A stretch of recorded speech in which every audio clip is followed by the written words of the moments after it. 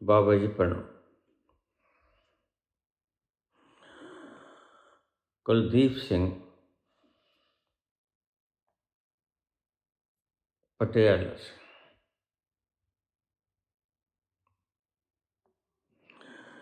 शास्त्र का एक वचन है,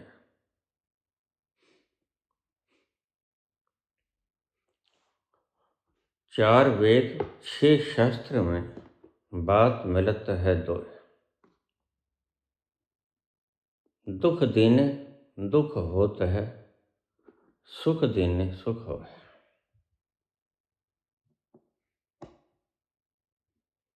बाबा जी,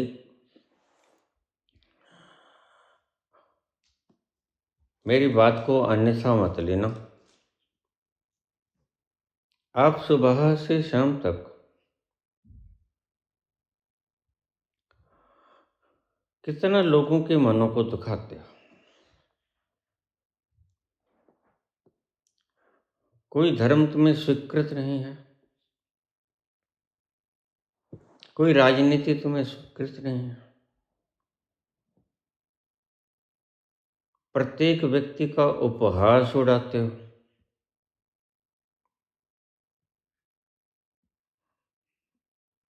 अपने आचरण से इन शब्दों को सरलीकृत करके व्याख्यायित करने का कष्ट करें।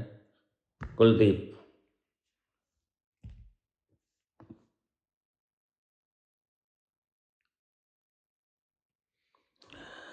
लाजवाब प्रश्न है।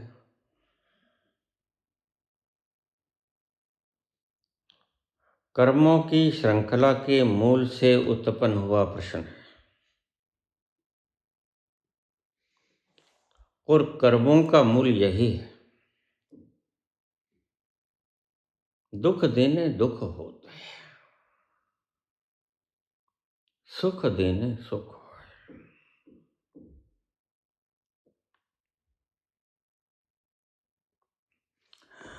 पुत्र, तुमने कहा बड़े सरलीकृत ढंग से कर्मों का ये आंतरिक जंजाल,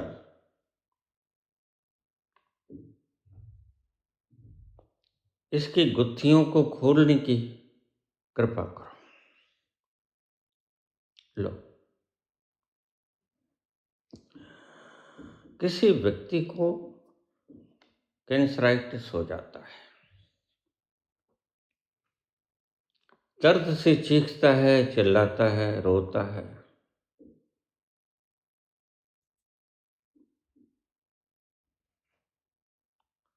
इतने विस्फोटक तरह से रोता है कि देखने वालों से देखा नहीं जाता। इस तरह से तड़पता है कि देखने वाले आंखें बंद कर लेते हैं। उसकी चीत्कारों को सुनना नहीं चाहते, कान बंद कर लेते हैं, दूर चले जाते हैं।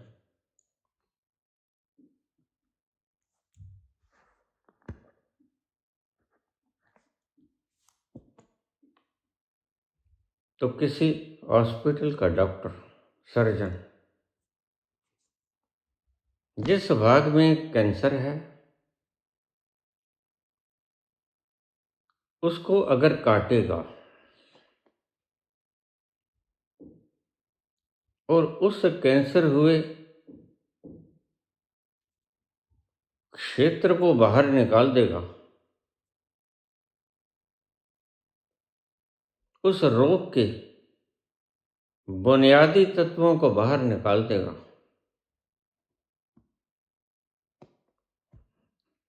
उसने सारे औजार चलाए, दर्द दिया, तकलीफ हुई, लेकिन एनेस्थीसिया दे दिया।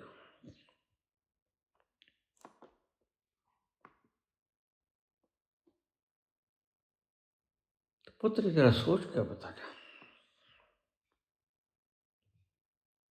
डॉक्टर मरीज को काटता है, पीटता है, कितना दर्द होता है, घाव भरते भरते महीनों लग जाते हैं।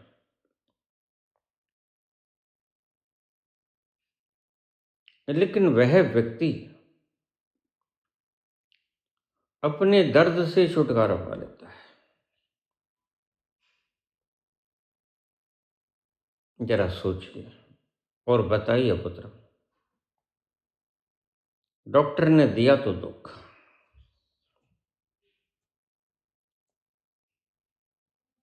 लेकिन मरीज का भला हुआ कि बुरा हुआ?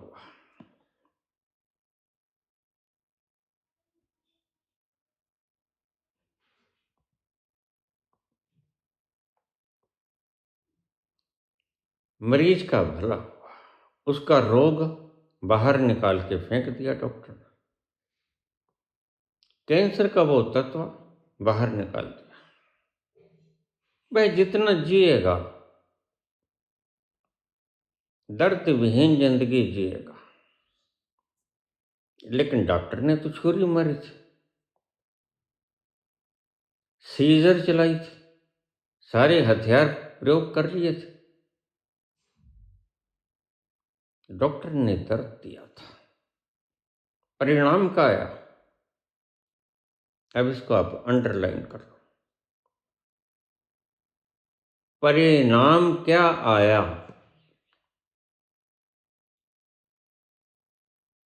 इस बात पर निर्भर करता है कि डॉक्टर ने पुण्य किया या पाप किया। परिणाम आया कि तुम तुम्हारे रोग से मुक्त हो गए। वह रोग जो मैं पल पल तड़पाता था तुम्हें, सर्जरी के बाद वह रोग का सफाया हो गया, अंत हो गया। 4 वेद शेष शास्त्र में बात मिलत है दो। यह कर्मों की बेसिक फिलॉसफी है। दुख दोगे दुख होगा, सुख दोगे सुख होगा, लेकिन परिणाम?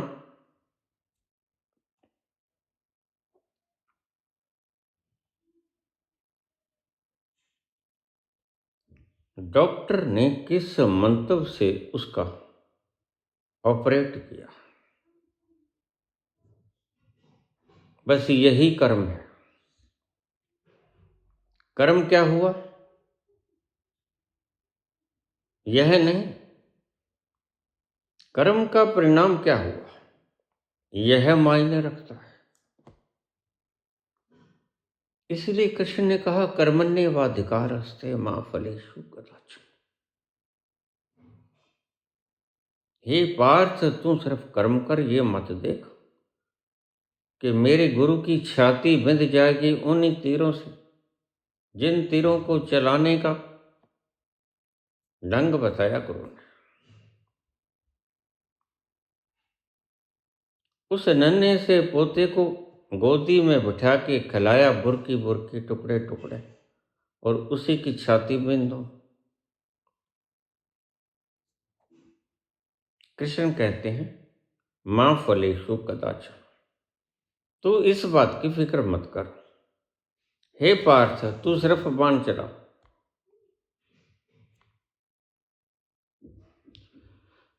निश्चित ही यह पहला प्रश्न भी है। परमात्मा की इस विशाल विराट सृष्टि में यह पहला प्रश्न भी है और आखिरी प्रश्न भी है।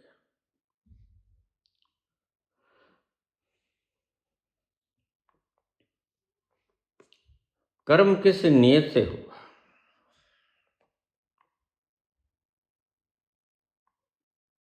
इसका फल मिलेगा। मैं बोलता हूं, मैं चुप भी रह सकता था, मेरे पास ऑप्शन है, मुझे बोलने की बीमारी नहीं। और अगर बीमारी भी हो तो चारों तरफ दीवारें हैं, मैं इनसे बतिया लूंगा। दरवाजा सदा बंद रहता है। मैं जो बकवाद करनी है इनके सामने कर लूंगा।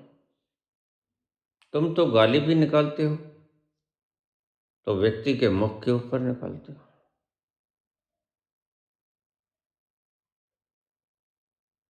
मैंने अगर गाली भी निकालना हो तो मैं वातावरण में छोड़ दूंगा उसको। मेरा ढंग अनूठा है, क्योंकि तुम्हारे सामने गाली देने का कोई अर्थ नहीं रह जाता। क्रोध मेरे भीतर है, भीतर मेरा धधक रहा है, परेशान मैं तुमको करूं। और सत्य भी है, जब भी तुमने क्राइम किया तुम्हें नहीं पता होता, तुम्हारे अचेतन में तीव्र ज्वाला जल रही थी। इसलिए ये अध्यापक लोग घर से अपनी घरवाली से लड़के आ जाते हैं, बच्चों को पीट देते हैं। बच्चों को, बेचारों मासूमों को पता भी नहीं होता कि हमें मार क्यों पड़े। उनको क्या पता घरवाली से लड़के आए।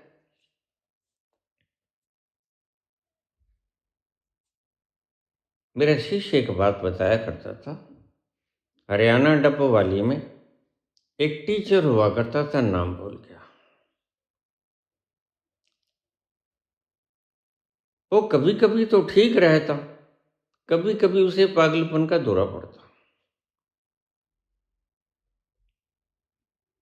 ऐसे व्यक्तियों को टीचर नहीं बनाना चाहिए, जिन्हें कैथारसिस का ही पता नहीं।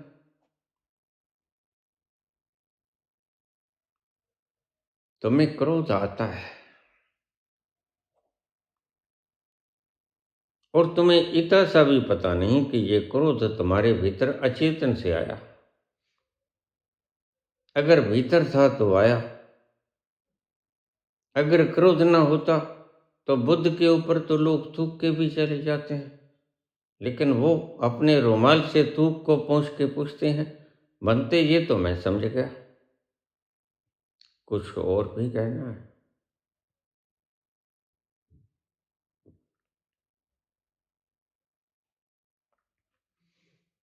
क्योंकि क्रोध बुद्ध के भीतर नहीं,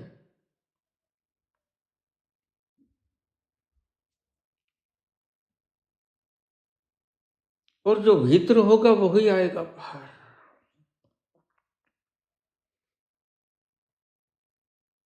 अगर कैंसराइटिस का फोड़ा है, उसके ऊपर तुम कैंची फेर दोगे या कोई तीखी चीज फेंक दोगे, क्या निकलेगा? मवाद। क्यों? क्योंकि फोड़े के अंदर मवाद होते हैं जो चस चस करती है सारी रात। और अगर फोड़ा ना हो, स्वस्थ हाथ के ऊपर हम चाकू फेरते हैं, ब्लेड चलाते हैं, क्या निकलेगा? शुद्ध खून।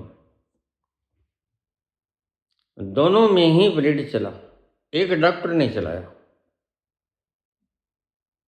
एक तुमने चलाया। कर्म दोनों बराबर, दोनों में ब्लेड चला, एक में मवाद निकला और तुम हल्के हो गए। वो दुर्गंध युक्त मवाद निकला, वो बैक्टीरिया से युक्त मवाद निकला, जो फैल जाता तो शायद तुम्हारे शरीर को क्षति भी हो सकती थी।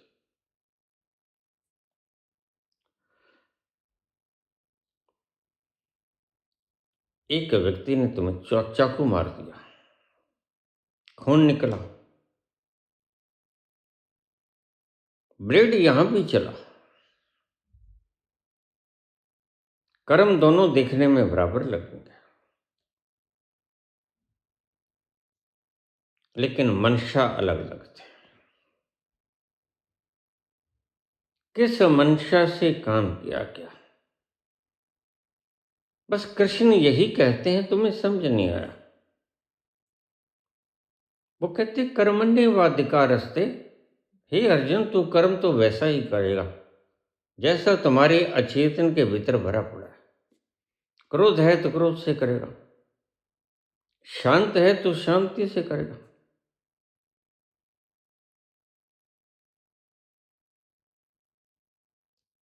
क्योंकि भीतर की भावनाएं ऊर्जा का रूप है। वह ऊर्जा दूषित भी हो सकती है, वह ऊर्जा स्पष्ट और स्वस्थ भी हो सकती है। भावना क्या है? किस भावना से तुमने ये किया? डॉक्टर तुम्हारा भला चाहता है।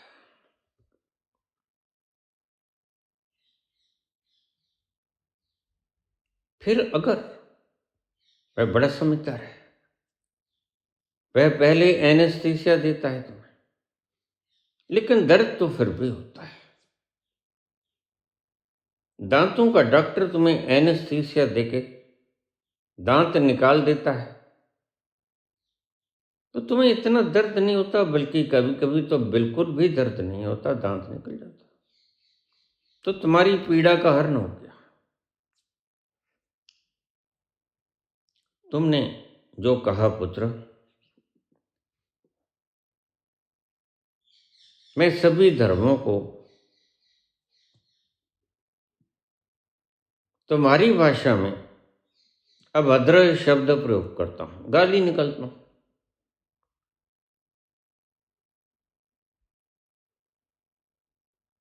लेकिन मैं एनेस्थीसिया भी देता हूं। यही तो तुम्हें पता नहीं। तुम मेरे प्रवचनों को सुनो। मैं तुम्हारे कैंसराइटिस पर चीरा देके फिर गीत गाने लगता हूं। यह एनेस्थीसिया है। मेरी आवाज के भीतर से आते हुए प्रेरणात्मक तरंगें, सुंदर प्रेम युक्त तरंगें तुम्हारे लिए एनेस्थीसिया का काम करती हैं।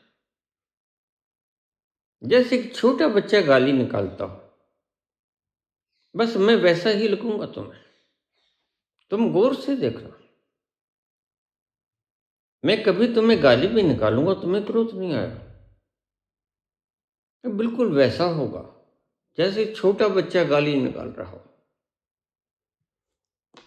आप देखना, छोटे बच्चे गाली निकालते हैं, उसको उनका मतलब ही नहीं पता होता, लेकिन गाली निकालते हैं।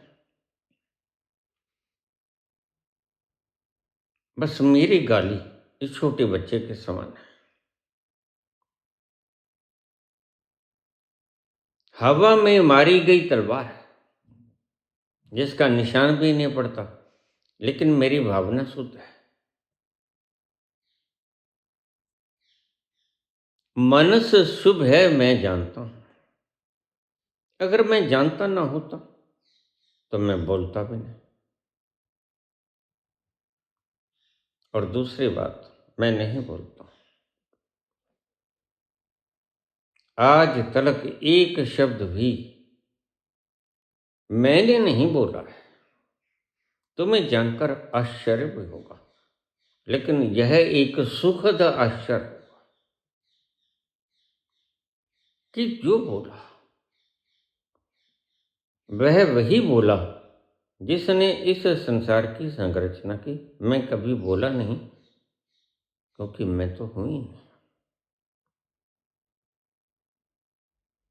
जब से जाना है कि मैं नहीं हूं, 28 अक्टूबर 1985 के बाद, तब से हर चीज का मायना बदल गया।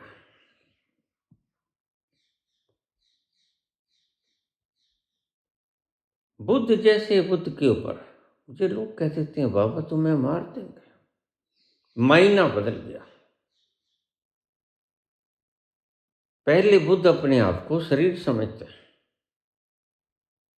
फिर मायना बदल जाता है, पता चल जाता है,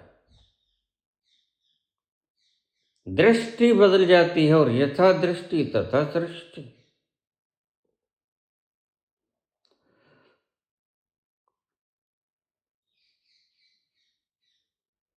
बुद्ध जान गए, इसी को ज्ञान कहते हैं, कि जिस ढांचे को इसने गाली निकाली, जिस ढांचे को पर इन्होंने थूका, वह ढांचा मिट्टी का है। माटी का पुतरा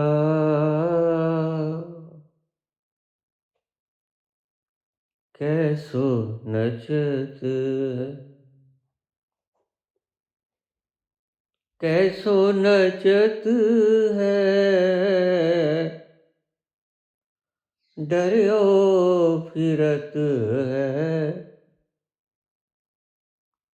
माटी का पुतरा कैसो नचत है, कैसो नचत है, डर्यो फिरत है। यह जानता है यह माटी का पुतला है, जिसने थूका और जिसके ऊपर थूका वह भी माटी का पुतला है। बस उस थूकने वाले में और जिसके ऊपर थूका उनमें गुणवत्ता का फर्क है, तो ज्ञान और अज्ञान का फर्क है। बुद्ध जानते हैं कि मैं अछूता रह गया इसके थूकने के बाद।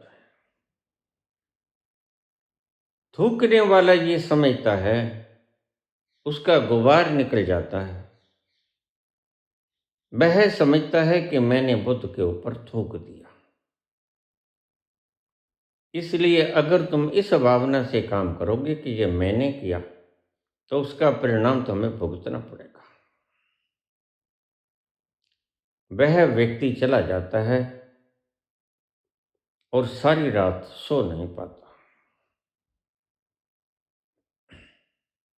करवटें बदलते बदलते रात गुजर जाती है। सुबह भोर से पहले उठ जाता है।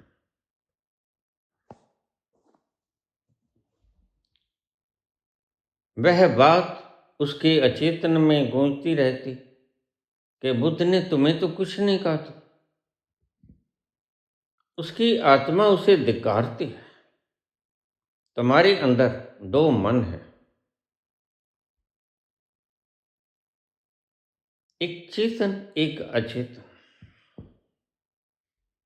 और अचेतन के भीतर सामूहिक अचेतन, कलेक्टिव अनकॉन्शियस, उसके नीचे कलेक्टिव कॉन्शियसनेस, उसकी आवाज परमात्मा की आवाज कहलाती है। वह तुम्हें धिक्कारेगा और उसकी आवाज कलेक्टिव अनकॉन्शियस सबकॉन्शियस को चीरती हुई तुम्हारी कॉन्शियस में आ जाएगी। थोड़ा सा आराम से सुनना, इस बात को रिवाइंड करके सुन लेना। वह कलेक्टिव कॉन्शियसनेस की धिक्कार, कलेक्टिव कॉन्शियस शुद्ध चेतन है।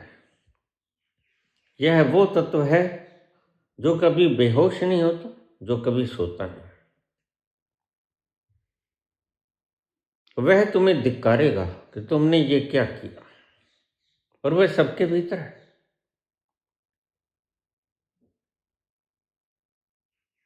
और उसकी आवाज इतनी तेज होगी कि वह तुम्हारे कलेक्टिव अनकॉन्शियस सबकॉन्शियस को तोड़ती हुई तुम्हारे चेतन में आ जाएगी। उसे ही तुम प्रायश्चित कहते हो। सांप निकल गया, तुम लकीरों को पीटते हो। कर्म तो हो गया, अब किया हुआ कर्म वापस नहीं होता। और तुम्हारी आत्मा धिक्कारती है तुम्हें कि बुद्ध का दोष बताओ क्या। बुद्ध बोलते हैं बिल्कुल ठीक, तो बोलने का अधिकार सभी को है। और बुद्ध बोलते कहाँ हैं? बुद्ध का अनुभव बोलता है। बुद्ध बोलते तो माना गलत हो सकता था, लेकिन बुद्ध नहीं बोलता, बुद्ध का अनुभव बोलता है। और यह अनुभव इतना आनंद से ओतप्रोत है कि बुद्ध को बोलना ही पड़ता है। जो गगरिया रस से भर जाती, छलकने लगती। वह खिंडा ही करती, इसमें बुद्ध का कोई कसूर नहीं। वह बोलेगा,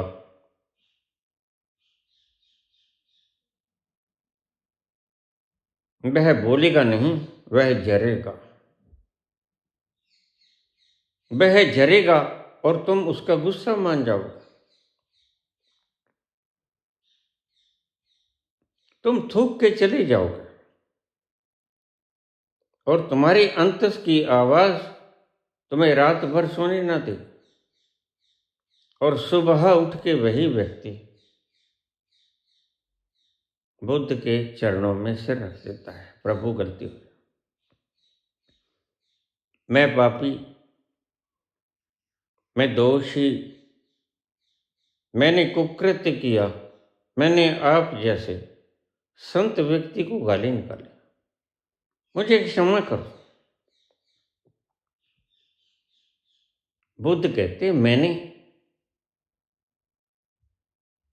तुमसे बदला कब लिया जो तुम क्षमा मांगते हो? मैंने प्रतिक्रिया कहाँ की? लेकिन उस व्यक्ति के पास कोई जवाब नहीं होता। इसलिए मैं तुमसे कहता हूं, अगर तुम्हें कोई गाली निकाले तो वह उसकी मनस की प्रवृत्ति है। वह आकाश में आया हुआ बादल का एक टुकड़ा है, अभी आया, थोड़ी देर बाद चला जाएगा। जब चला जाएगा तो उसे प्रायश्चित होगा, मैंने ऐसा क्यों किया। तुम्हारे मन का पेंडुलम बाएं से दाएं, दाएं से बाएं घूमता ही रहता है, तुम स्थिर कभी रहते नहीं। इसलिए बुद्ध ने कहा मध्य मार्ग, ना इधर जाओ ना उधर जाओ, बीच में ठहरो। आती जाती श्वास को देखो, देखते देखते तुम ठहर जाओगे। तुम्हें पता भी नहीं चलेगा, जैसे जागते जागते तुम अचानक निद्रा में चले जाते हो, ऐसे ही तुम अपने अंतस में चले जाओगे। आकाश में पल भर के लिए कोई बादल आए थे, हवा का झोंका आया, उन बादलों को उड़ा के ले गया। फिर वह व्यक्ति पश्चाताप करेगा, ये मैंने क्या किया। ऐसा ही तुम करते हो। काम आता है, उसके आवेग में बह जाते हो। क्रोध आता, लोभ आता, मोह अहंकार मद मत्सर आता, भय आता, तुम उसकी भावना में बह जाते हो, तुम उसके साथ एकाकार हो जाते हो।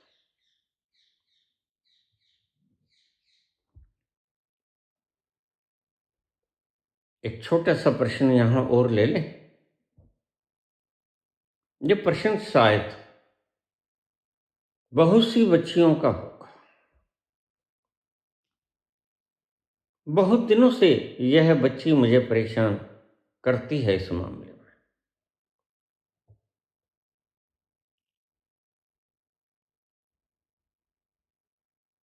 कहानी कहती है अपनी कि मैं 15-14 वर्ष की थी, मेरे मामा के बेटे ने मेरे साथ बलात्कार किया।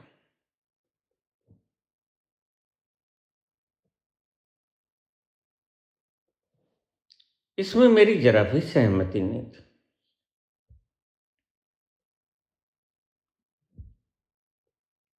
उसके बाद मैं बड़ी हुई, बहुत बार उसने बलात्कार किया। बड़े बड़े होकर मेरे माँ बाप ने शादी कर दी। अब मैं कुंठा के मारे मरी जा रही हूं।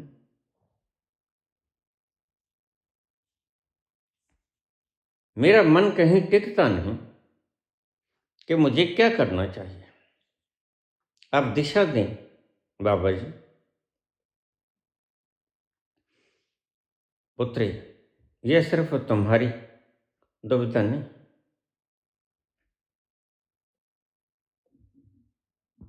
यह दुविधा बहुत सी बच्चियों की है, बहुत सी स्त्रियों की है, बहुत सी लड़कियों की है, बहुत से प्राणियों की यह दुविधा है। तुम्हारा एक मन कहता है कि पति को बता दो, तुम्हारा दूसरा मन रोक लेता है, नहीं बताना, क्योंकि उसकी नजरों में गिर जाओगे। उसकी नजरों में तुम पतिव्रता हो, तुम सती सावित्री हो।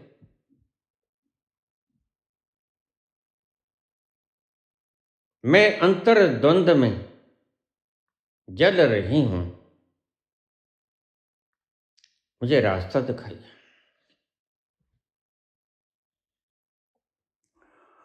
तुम्हारा समाज विकृत मानसिकताओं से घिरा हुआ है,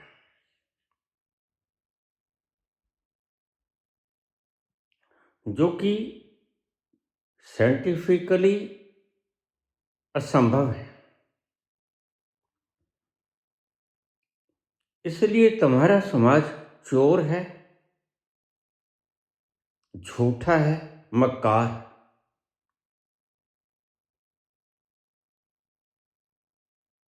तुम्हारा समाज कहता है कि स्त्री सती होनी चाहिए और नैतिकता के नाम पर उसने न जाने कितनी जंजीरें बना रखी हैं। फिर जरा बताओ बेटी, अब तक तुम कहती हो मैं 28 साल, 28 साल तक तुमने जीवन कहाँ जिया? तुमने हर पल मौत, भय और घबराहट में गुजारा। ये भी कोई जीवन है? तुम जिसको जीना कहते हो वह दिनों को धक्के देना है। जीवन होता है संत का, और मैं रोज बोले जाता हूं, इन आवरणों को उखाड़ दो।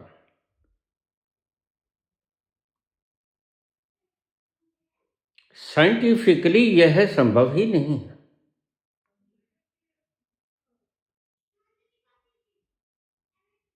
साइंटिफिकली सतीत्व नाम की कोई चीज नहीं होती। तुम गलती में,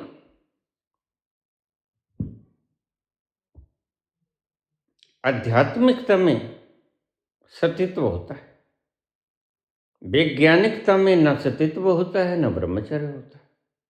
इस बात को ध्यान से समझ लेना, बहुत सी बेड़ियां टूटेंगी तुम्हारी। जब तुम इतने परिपक्व हो जाते हो, और परिपक्व कब होते हो?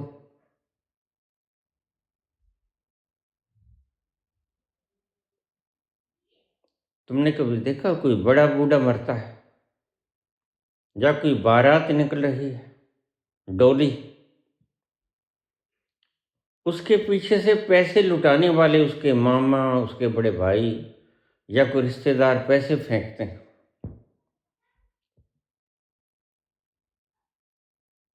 जरा सोच के बताना, क्या वो फेंके हुए पैसों को तुमने कभी उठाया? और क्या कभी ऐसा वक्त आया कि फेंके हुए पैसों को तुमने कभी गौर ही नहीं किया? तुम बिल्कुल मुर्दे जैसे हो गए। सिकंदर ने कहा कि मैंने जो धन, सोना, दौलत, हीरे जवाहरात जो भी इकट्ठा किया, मेरी अर्थी के ऊपर से, जनाजे के ऊपर से गुजार देना, फेंक देना, यह व्यर्थ है।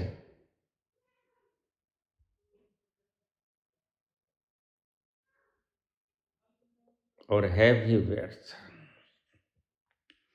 सिकंदर जब मरा, वह एनलाइटेंड होके मरा। यह बात तुम्हें किसी शास्त्र में मिलेगी नहीं। उसके अंतिम प्रवचन बताते हैं, अंतमति सो गति, वही गति हुई है उसकी जो उसने बोला। वह एनलाइटन हो गया था, यह व्यर्थ है, और मुझे कंधा वही दें जिन्होंने मेरे शरीर को बचाने की सौगंध खाई थी। वो असफल हो गए। शरीर कभी बचता नहीं, तुम्हारा कमाया धन तुम्हारे साथ जाता नहीं।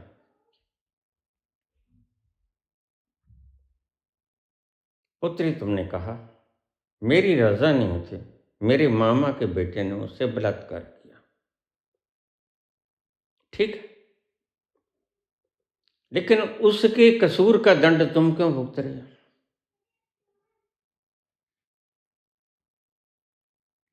शेक्सपियर ने एक बात कही थी, जो व्यक्ति तुम पर क्रोध करता है तुम उस पर करुणा बरसाना,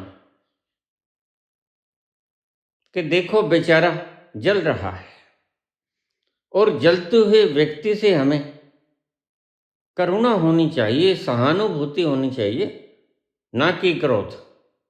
उसने खुद को आग लगा ली है, उसके भीतर आग लगाने वाले हार्मोन पैदा हो गए, कार्टिसोल, एड्रेनालिन, वह जलने लग गया।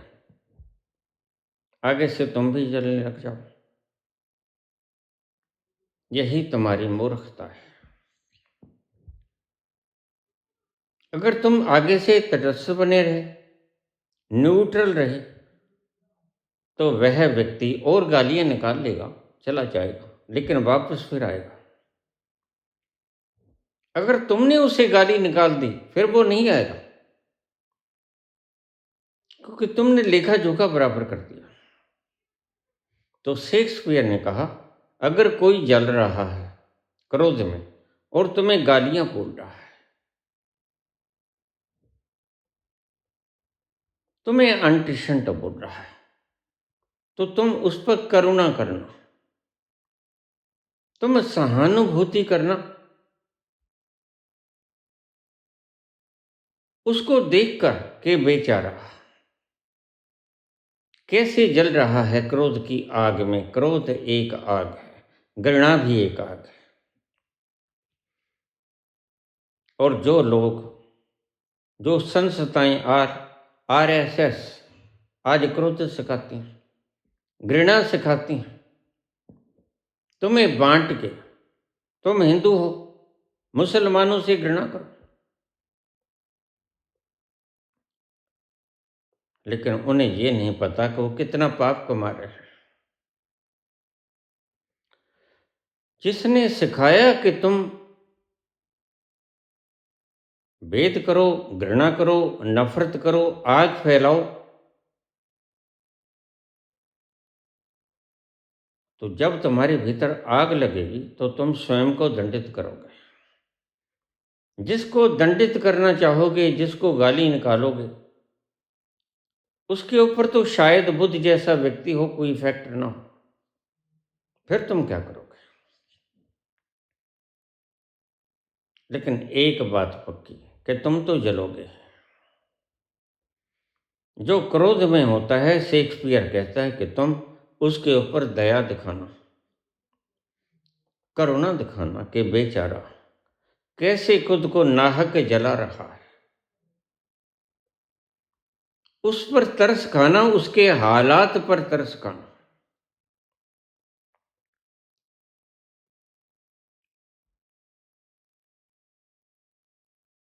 लेकिन तुम उसके हालात पर तरस खाने के बजाय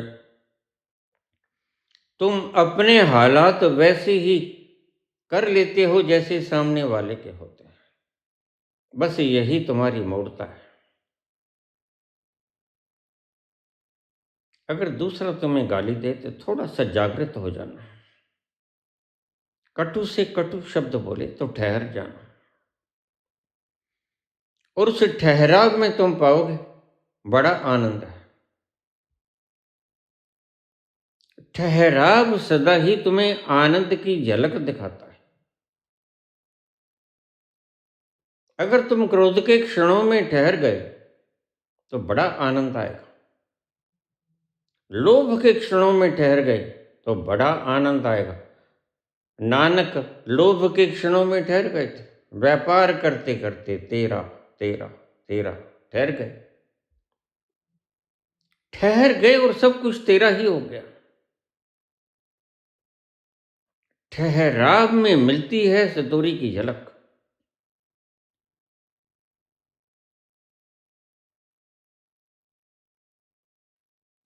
जिसने तुम्हारे साथ, तुम कहती हो दुराचार,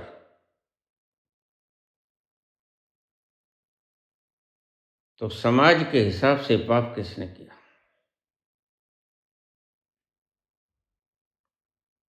फिर पाप का खनाजा तुम क्यों भुगतती हो बेटी?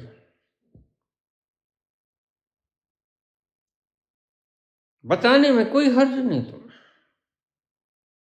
और अगर तुम्हारा पति मूढ़ नहीं होगा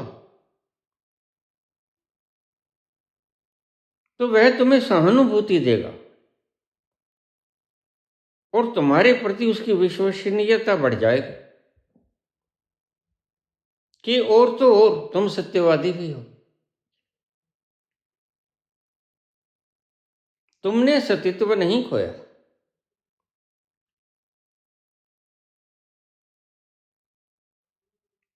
और सतीत्व कोई पैदा होने वाली चीज नहीं होती जो तुम साध लो। ना ब्रह्मचर्य तुम साध सकते हो।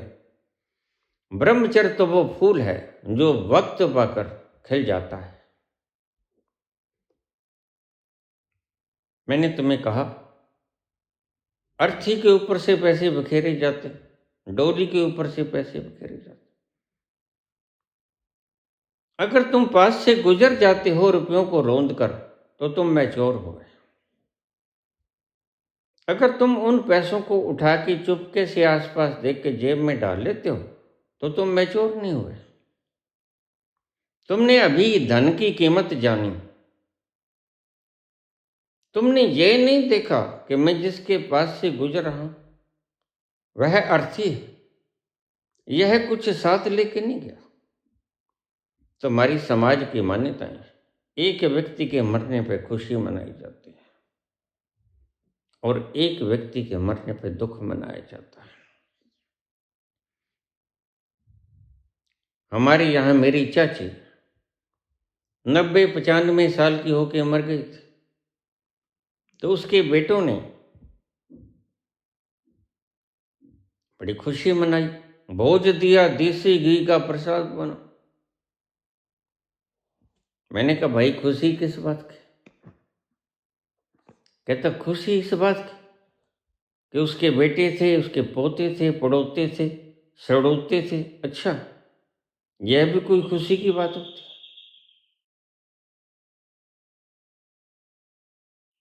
तुमने अपने मापदंड बना लिए और तुम्हारे सारे मापदंड मूर्खता से भरे पड़े।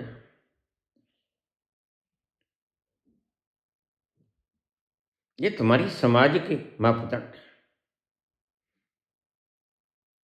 एक वक्त होता है तुम बच्चों के लिए लालाई तमड़ी मसानों पर माथा टेकते हो कि हे परमात्मा, हे पीर फकीर, मुझे औलाद दे दे। फरियादें कराते, अरदासें कराते। जब वो बेटे बड़े हो जाते तो तुम उससे भेदभाव करते हो।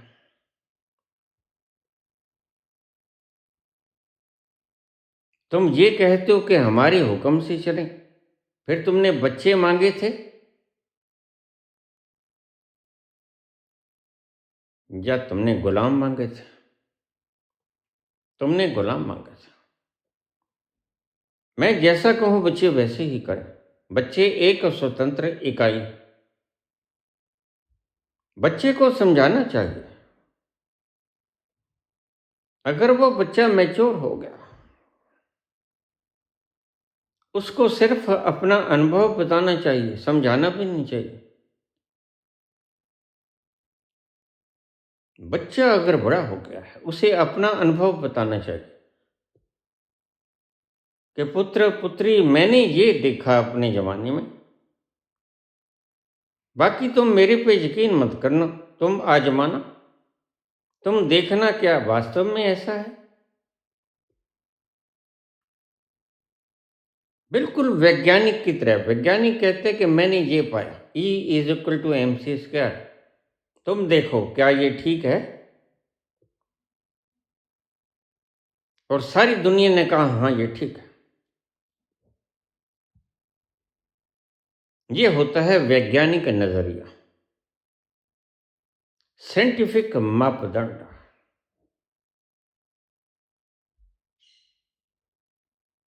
तुम आज तक इस बात की आग में जल रही हो तो जिंदगी जी कहां तुमने? तुमने जिंदगी नहीं जी। तुम्हारी जिंदगी डर से गुजरी, भय से गुजरी, त्रस्त होकर, लाचार रातों की नींदों की कीमतें चुकाकर। ये हमारे समाज ने एक बहुत बड़ा अपराध किया है। सती सावित्री की मांग करना राम जैसे लोग कर सकते हैं, क्योंकि राम जैसे लोग का ब्रह्मचर्य फलित हो गया है। और ब्रह्मचर्य और सतीत्व साधने जैसी चीज नहीं है। इस बात को फिर से सुन लो। ब्रह्मचर्य और सतीत्व साधने जैसी चीज नहीं है कि तुम पराई पुरुष की तरफ मत देखो, तुम पराई स्त्री की तरफ मत देखो। यह कोई साधने वाली चीज नहीं। फिर तो तुमने दमनकारी हो गए। तुमने प्रवृत्तियों का दमन करना शुरू कर दिया। पतंजलि ने एक शब्द लिखा है और मैं उससे सहमत नहीं। पतंजलि की जब मैं किताब पढ़ रहा था, उसमें योग का मतलब आता है योगाश्चित्त वृत्ति निरोधः, चित्त की वृत्तियों का निरोध, रोक लेना। मैंने कहा पतंजलि तू आज है नहीं। मैं किससे कहूं कि तूने झूठ बोला? अगर एक शब्द थोड़ा सा बदल देते तो परिभाषा बदल जाती।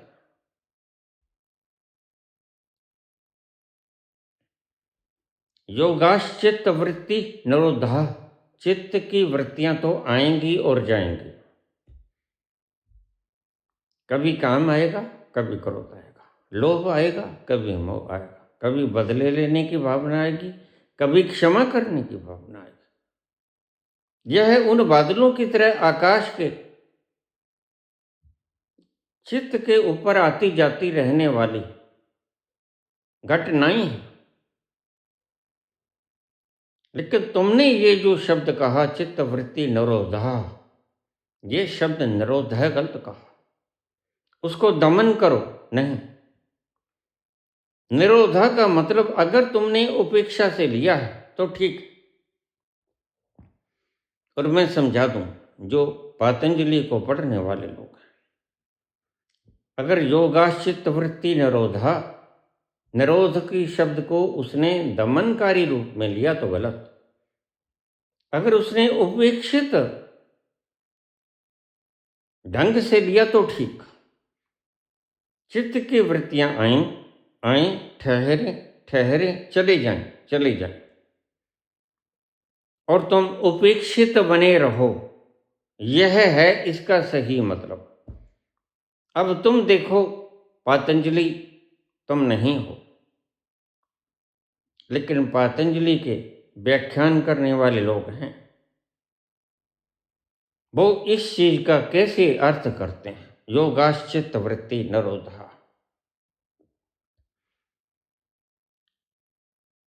चित्त की वृत्तियों को निरोध करो, दबाओ, सुप्रेस करो, दमन करो।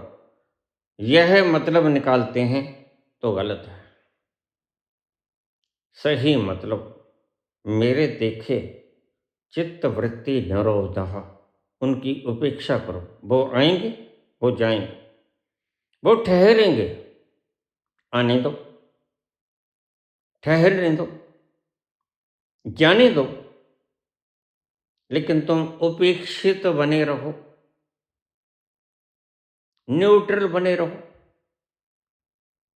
अगर तुम ये करने में कामयाब हो गए तो ब्रह्मचर्य फलित हो गया, सतीत्व फलित हो गया।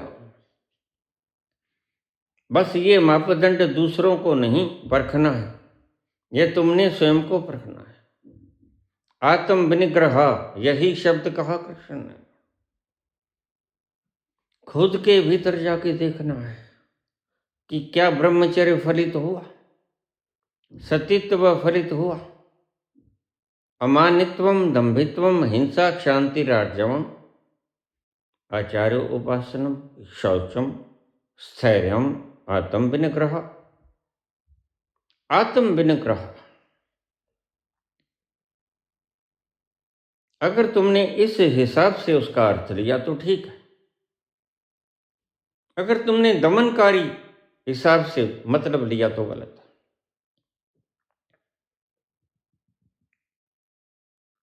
तो तुम पुत्री ऐसे करो, तुम ध्यान में बैठा करो, जाप मत किया करो। जाप पाठ पूजा षोडशोपचार पूजन, किसी प्रकार का अनुष्ठान जागरण कहीं मत जाओ। कोई आरती ना करो, कोई संध्या वेला मत करो, कोई दीपक मत जलाओ, कोई धूप मत जलाओ। सिर्फ तुम बैठो, आरामदायक माहौल में बैठो, जो तुम्हें सुखद व्यवस्था में बैठने की प्रोत्साहित करे। एकांत शांत स्थान पर बैठ जाओ, वहां कुछ ना सोचो, कुछ अन्य करने में आ जाओ। मन चलेगा, वासनाएं आएंगी, ठहरेंगी, चली जाएंगी। तुम आने देना, ठहरने देना, चली जाने देना, झगड़ा मत करना। ऐसे अभ्यास को गहरा गहरा करते रहना, वक्त कितना ही लग जाए। और ध्यान रखना, जो ऊंचाई तुमने इस जन्म में पाली, वह अगले जन्म में तुम्हारी शुरुआत होगी।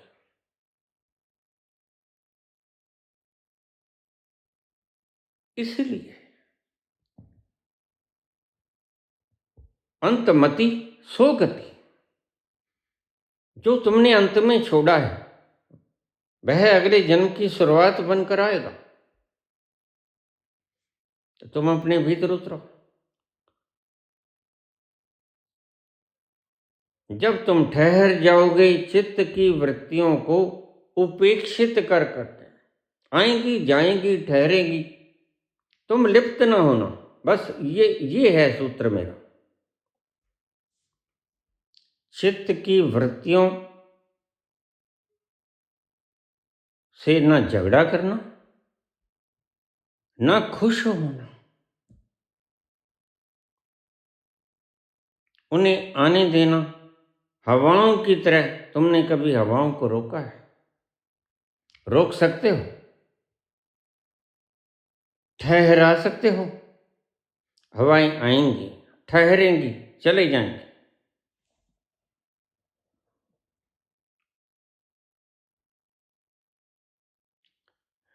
ये हवाएं कभी चुपचाप चली आएंगी, लौट कर फिर कभी गुलशन में नहीं आएंगी।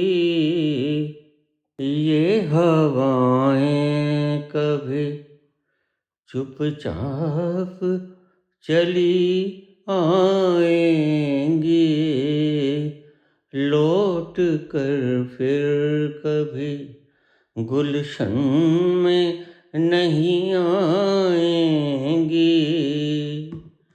अपने हाथों से हवाओं को गिरफ्तार न कर, ये सोच, सुनना, अपने हाथों से हवाओं को गिरफ्तार न कर।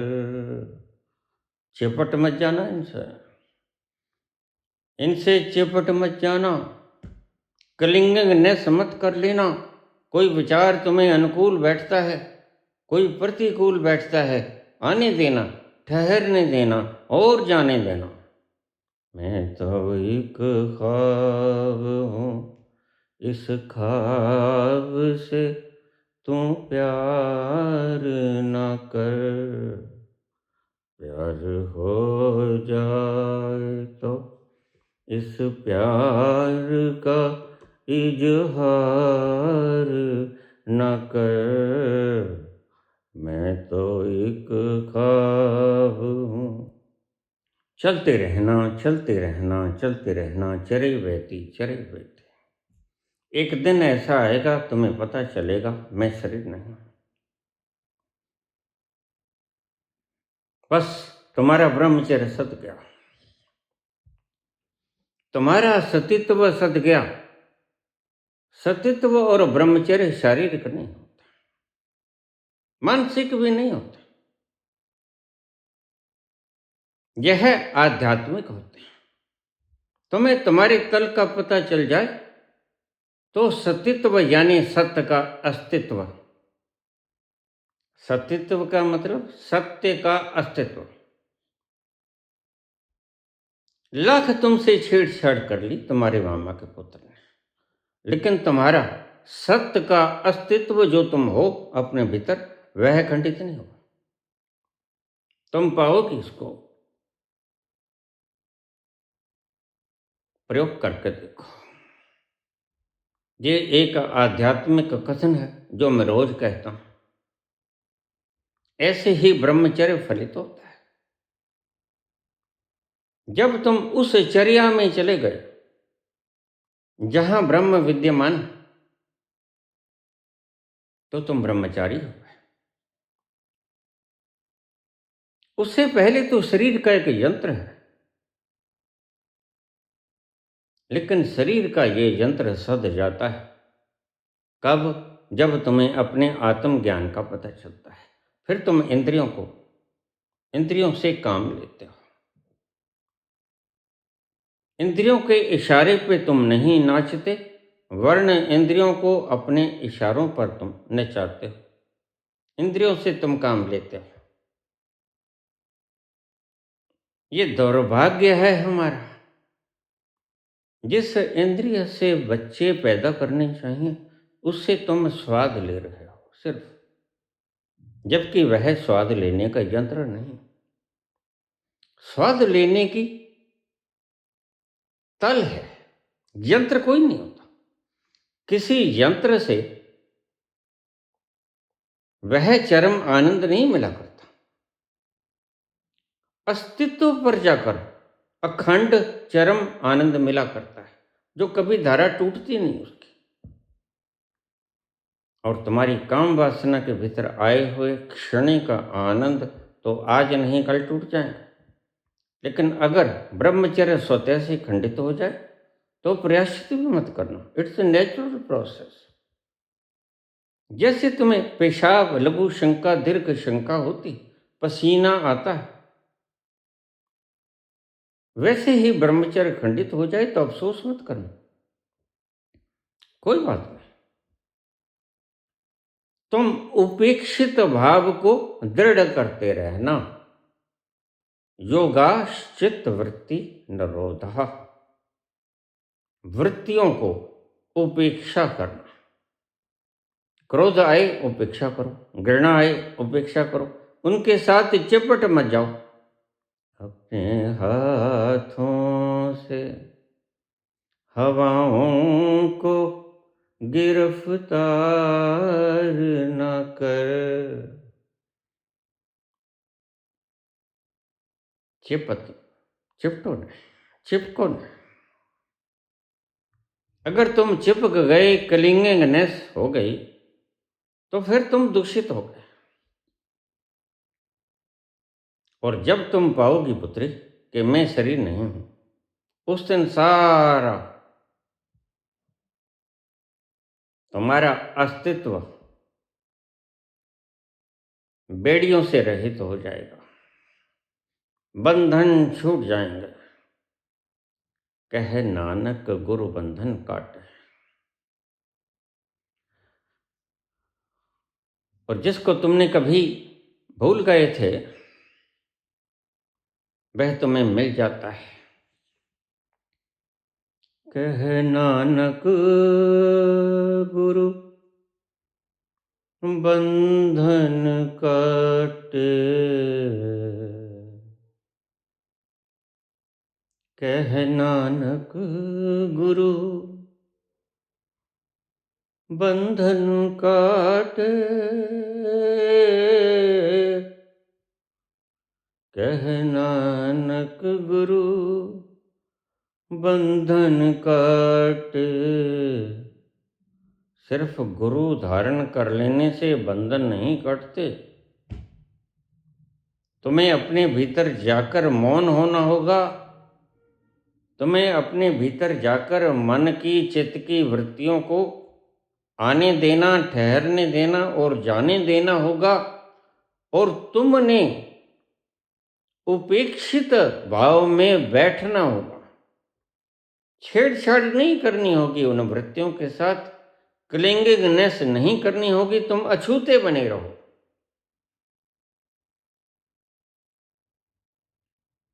हवाएं आए, गुलशन को छुएं, ठहरें और चली जाएं।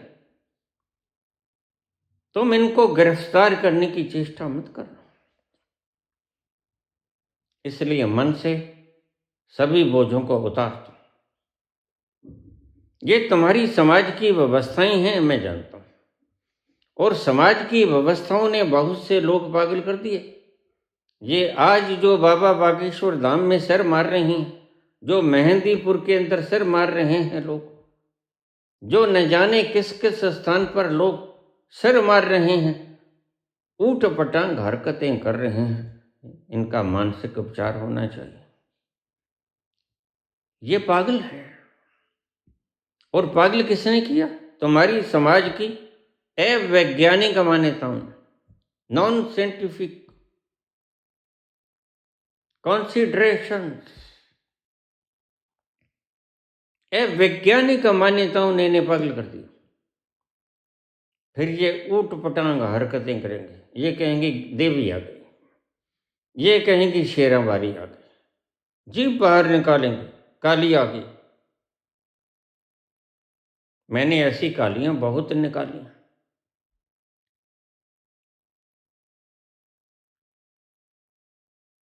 तो तुम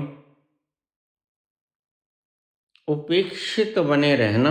मन में भाव आएगा, आने देना, ठहरेगा, ठहरने देना, चला जाएगा, चले जाने देना, उसे चपटना नहीं। और तुम देखोगे धीरे धीरे तुम बिल्कुल हल्के हो गए। आज और कल और जैसे सिर के ऊपर रखा हुआ बट्ठल, एक ईंट उठाई और गिरा दी, भार हल्का हो गया एक ईंट का। दूसरी ईंट उठाई, बाहर फेंक दी, 2 ईंटों का भार हल्का हो गया। ऐसे ही एक दिन तुम खाली बट्ठल को भी गिरा दोगे। अब तेरा क्या करना है? ईंटें तो इसमें है ही नहीं। तुम चित्त को भी गिरा दोगे। योगाश्चित्त वृत्ति निरोधा, चित्त की वृत्तियों से उदासीन हो जाना, उपेक्षित हो जाना, उदासीन हो जाना, चिपकना नहीं। इसे ही साक्षित्व भी कहते हैं। नाम बदल जाते हैं। जो जैसे समझे समझ ले। बुद्ध कहते हैं साक्षी बने रहना, एक ही बात है। और तुम पाओगे तुम शरीर नहीं हो। फिर बलात्कार किससे होगा? इस पंच भौतिक महाभूत से बने हुए शरीर के साथ। जो मैंने कहा था माटी का पुत्र कैसे नचता है। माटी का पुतरा कैसो नचत है। तुम भी डरी फिरती हो, डरियो फिरत है, डरियो फिरत है। यह तुम्हारा पुतला है जो डर रहा है, तुम नहीं। तुम्हारा असली तत्व जो सतीत्व में है वह न जलता है, न कटता है, न गलता है, न सूखता है,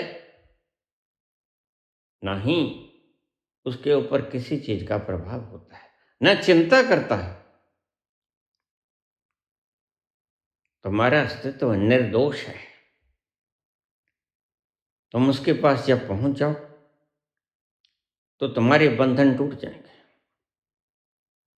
और गुरु ही बंधन को काटता है। सिर्फ गुरु बना के निश्चिंत मत हो जाना। गुरु ने जो कहा वो करना। तुम्हारा गुरु कहता है जाप करो, करो, जाप करके देख लो। और मुझे पता है नहीं मिलेगा। एक जाप करो, राधे करो, राम करो, 5 करो, 1000 करो, करो। और जब तुम थक जाओ, तुम्हें न मिले, मुझे पता है नहीं मिलेगा। I know it very well, क्योंकि मैंने किया है। मैंने भी गुरु दीक्षा ली थी। मेरे गुरु ने कहा था राम राम करते हो। मैंने बहुत राम राम किया, कुछ नहीं मिला। और एक दिन माला खुद ही गिर गई। ये वही क्षण था जो मैंने अपनी फोटो भेजी तुम्हें। तुम देखोगे एक फोटो, मेरे हाथ में माला है, मैं फिरकी बना देता हूं, और एक दिन वो गिर जाती है। और जिस दिन सुबह को वो गिरती है, सांझ को मुझे मेरा अस्तित्व पता चल जाता है। इसी क्षण में आके कबीर ने कहा, भलो भयो हरि भी सरो सर से टली बला। बहुत अच्छा हुआ जो सुबह मेरे हाथ से माला गिर गई, एक बला थी सर के ऊपर, वो टल गई। जैसे थे तैसे भाई, अब कछु कहा न जाए। मैं जैसा था वैसा प्रकट हो गया। पहले तो जो थोपनाई थी, अब वो सारी धुल गई, उतर गई। कीचड़ थी, माटी थी, सब बह गई। जंजीरों उतर गई, सब बंधन टूट गए। गुरु ने मुझे मिला दिया उस बिछड़े हुए से। इसलिए गुरु की महिमा अपार है। गुरु से अगर तुम्हें नाम दाम लेने में आनंद आता है तो नाम दान लो, मैं इनकार नहीं करता। अगर तुम भटकना चाहते हो, वो भी मुझे स्वीकृत है। लोग मुझे कह देते हैं, अगर तुम भगवान हो, होते हुए बलात्कारों को रोकते क्यों नहीं? मैंने कहा इसलिए कि मैं भगवान हूं। भगवान रोकते नहीं। कभी न्यायालय में बैठे हुए सुप्रीम कोर्ट के जज ने तुम्हें गुनाह करने से रोका है? बस ऐसा ही हाल अपुन है। अपुन रोकता नहीं, अपुन कहता है करो। तुम स्वतंत्र हो, तुम्हारी स्वतंत्रता भी बची रहनी चाहिए। लेकिन बेटा, चंगियाइयां बुराइयां वाचे धर्म हदूर, आखिर तो मेरी दरगाह में ही आओगे। कर्मी आपको अपनी के निर्णय कह दू। आज आओगे, 50 साल बाद आओगे, 100 साल बाद आओगे, कोई बात नहीं, आओगे मेरे पास। धर्मराज की कचहरी में तुम्हें हाजिरी देनी ही होगी। तो तुम मुझसे पूछते हो कि बाबा तुम रोकते क्यों नहीं? नहीं, मैं रोकूंगा भी। कर्मण्येवाधिकारस्ते, बस यहां तक रुक जाओ, मैं रोकूंगा नहीं। तुम कर्म करो, लेकिन आगे का काम मैं करूंगा। मां फलेषु कदाचन।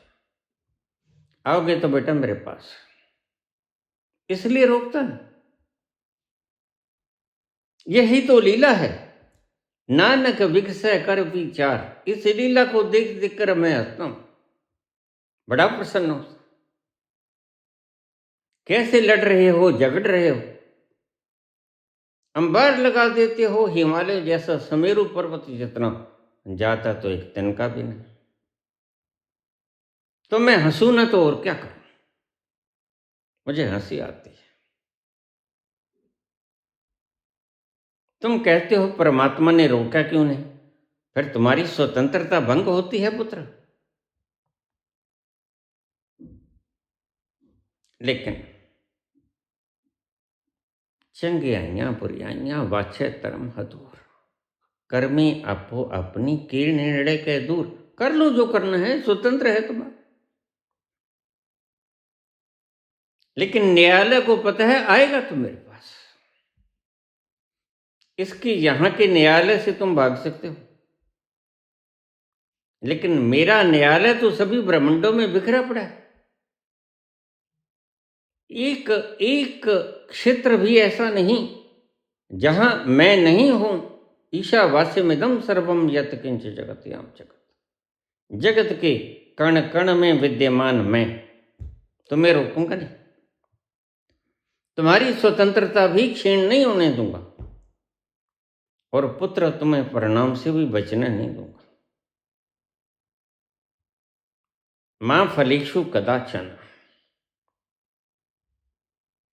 तुम पाओगी पुत्री आखिर में जाके कि जिससे बलात्कार हुआ मैं नहीं, जिसकी हत्या हुई मैं नहीं, जो गुनाह हुए मैंने नहीं किए, और प्रायश्चित भी तुमने नहीं किया। तुम पाओगी गुनाह करते हुए भी तुमने देखा तुम्हारे उस तत्व ने, जिसको मैं सतीत्व कहता हूं, गुनाह करते हुए भी तुम्हारे ब्रह्मचर्य ने भीतर बैठे हुए तुम्हारे स्वभाव ने देखा,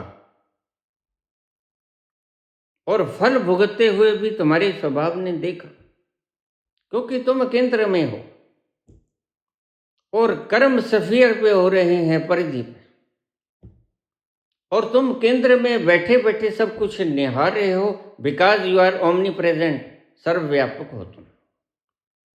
कहां क्या हो रहा है तुम्हें सब मालूम है।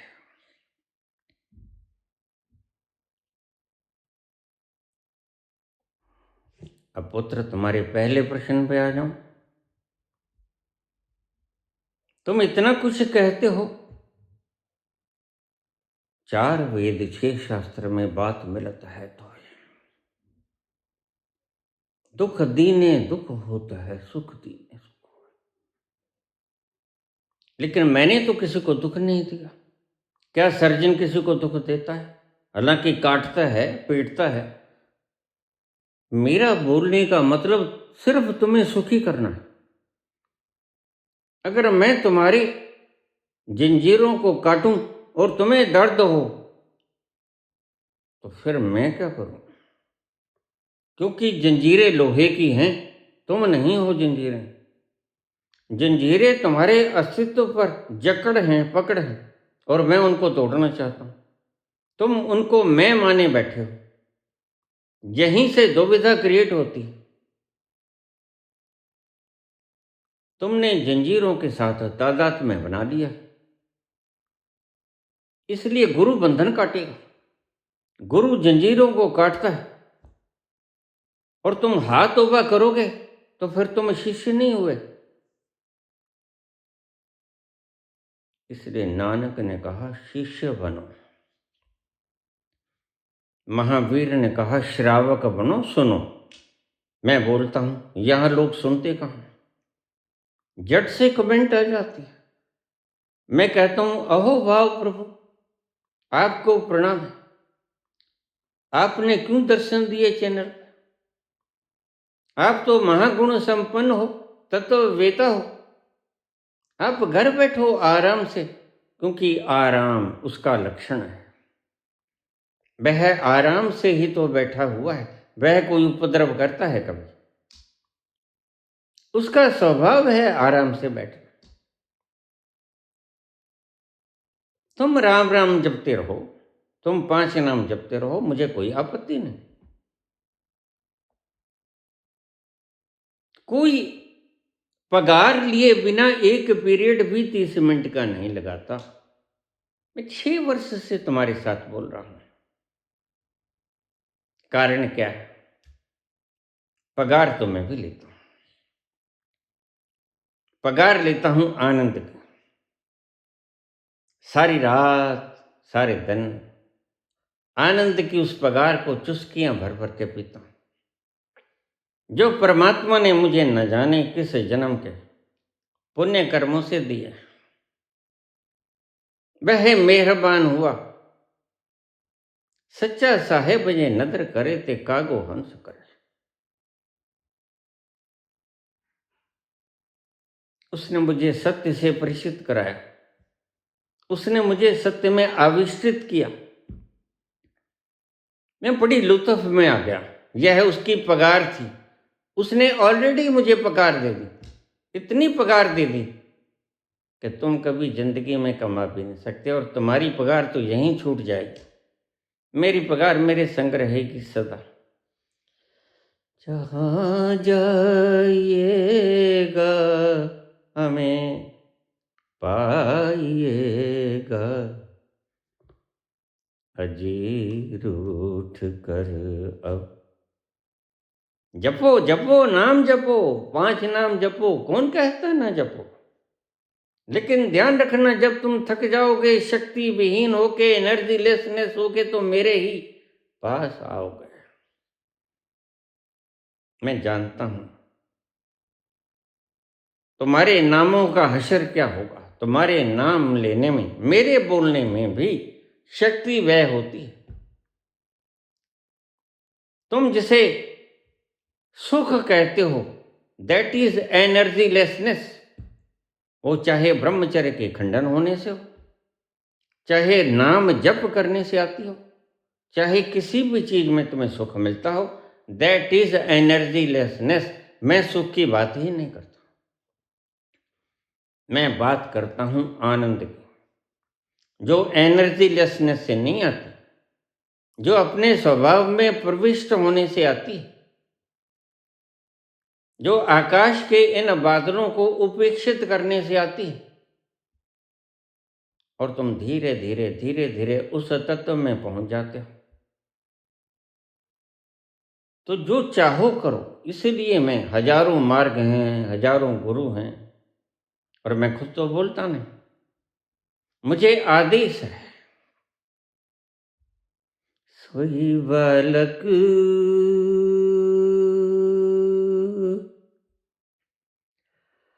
मेरो नाम जपत है,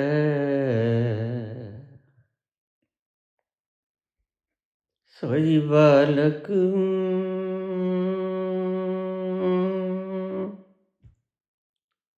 मेरो नाम जपत है, सोई बालक मेरो नाम जपत है, नाम जपत है, जाको आप जपायो ठाकुर तुम सरनाइया। जब वह जपवाने लगे तुम न जपो। वह कब होता है? जब तुम्हें अपना अस्तित्व का तत्व तल दिख जाता है, फिर याद आती है उसकी। जैसे तुम्हें तुम्हारी माशूका की या आशिक की याद आती है, वैसे ही फिर उस अवस्था में उसकी याद आती है। तुम याद नहीं करते, और इसे ही बाबा कहते हैं, हे सच्चे पातशाह, हे सब पर दया करने वाले, हे दीनों के नाथ, मुझे भूल मत जाना। इस आखिरी शब्द को ध्यान से सुन लेना। सबना जियां का एक दाता, सबना जियां का एक दाता, सो मैं विसर न जाए, वह मुझे भूल न जाए। जब उसकी याद आने लगती है, वो होता है अजपा जाप। तुम नहीं जपते, जैसे तुम्हें तुम्हारी माशूका की याद आती है, आशिक की याद आती है, और तुम कुछ नहीं कर सकते। तुम बहुत धकेलने की कोशिश करते हो कि किसी तरह भूल जाए, लेकिन नहीं भूलते। यह अनजनात को तुम बंद कर सकते हो, जिनके भी शुरू हुआ है। जरा बताओ मुझे, क्या तुम इसे बंद कर सकते हो? नहीं कर सकते, यह बंद होता ही नहीं। सबना जिया का एक दाता, सो मैं विसर ना चाहिए। वह मुझे ना भूल जाए, मैं तो भूल जाऊंगा। मैंने तो संसार के 1000 काम भी करने हैं, लेकिन वह मालिक तो सदा ही अपने में विद्यमान स्टेबल है। वह तो सदा से दृष्टा है। वह तुम्हारे किसी कर्म में इंटरफियरेंस करता ही नहीं, क्योंकि अगर वो इंटरफियरेंस करेगा तो तुम्हारी स्वतंत्रता खत्म हो गई। वह तुम्हें स्वतंत्र रहने देगा, do what ever you like, लेकिन कर्मण्ये वाधिकारस्ते, यहां तक ही करने देगा तुम्हें। मां फलेषु कदाचन। आओगे तो मेरे पास ही पुत्र।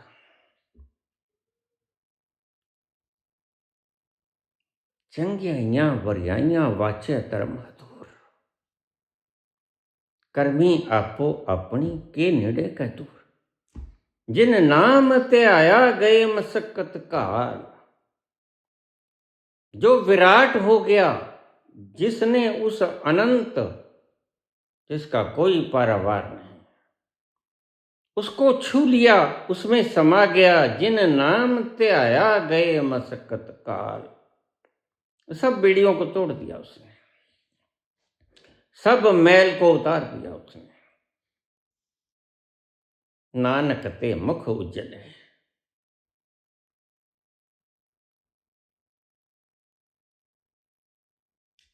उनका मुख उज्जवल हुआ,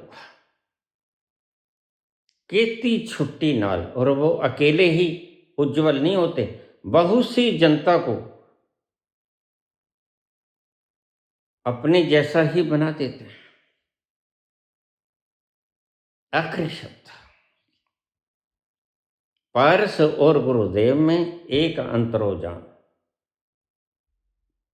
पारस और गुरुदेव में एक अंतरोजान। वह लोहा कंचन करे, पारस तो लोहे को सोना बना देता है। ये अंतर है।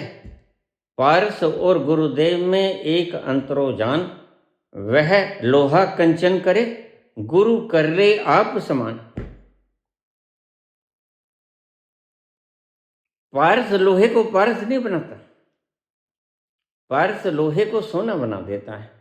लेकिन गुरु की महिमा कथी ना जाए, ताकि ये गल्लां कथियां ना जाए।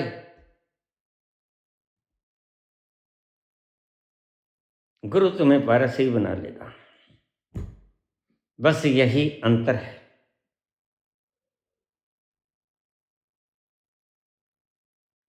ठाकुर तुम सरनाया, ठाकुर तुम सरनाया।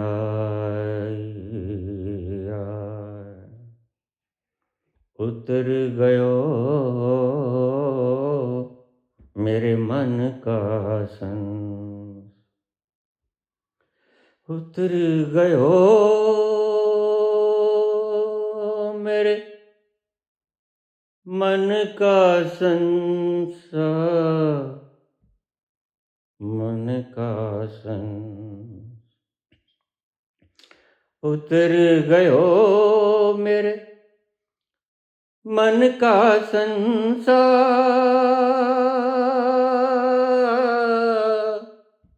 उतर गयो मेरे मन का संसार। दर्शन पाए।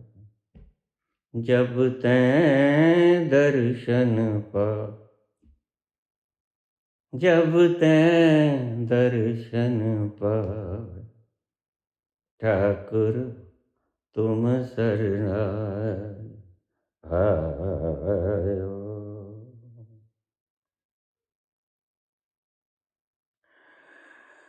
धन्यवाद।